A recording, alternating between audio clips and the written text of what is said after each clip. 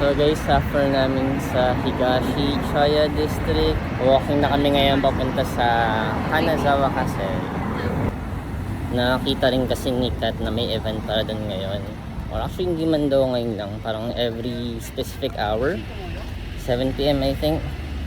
Parang may lighting sila ng castle, no? 70, ano nakalagay dun sa brochure. Sa brochure.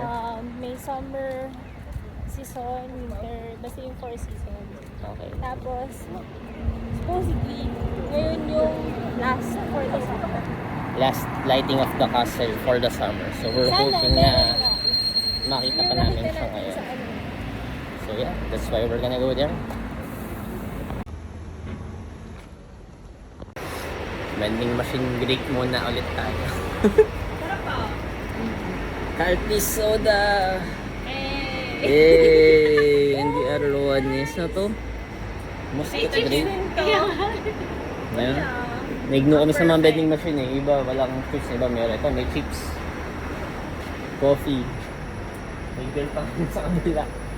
Pocari sweat juice lahat na 150 yen. Tapos pwede ka magbayad ng iCoca card. Tapat na lang siya dito. Tapos pinitin mo na kung anong gusto mo. That's it. Wala lang akong nakitang malapit sa atin.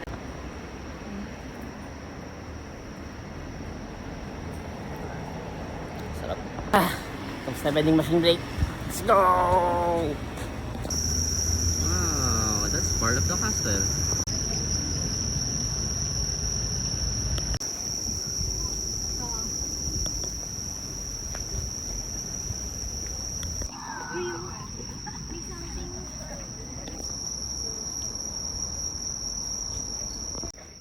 Mamaya ako nag-google ko nung meron sa Kanazawa Castle, but wow.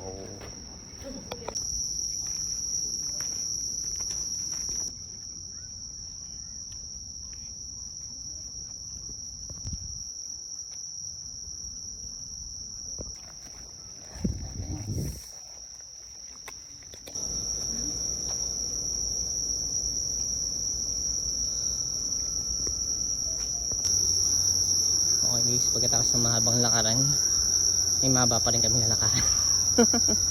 Ito guys, so hindi lang masyadong kita kasi madilim na, but merong pond, garden, tsaka mga tao nakaabang for something. So maybe this is where the show is gonna be.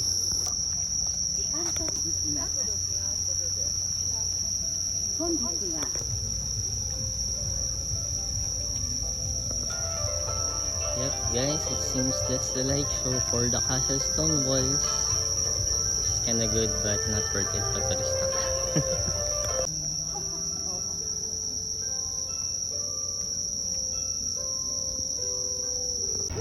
Well guys, that's it for the light show sa Kanazawa Castle. Parang So yeah, simpleng light show lang talaga siya with Tara, diretso.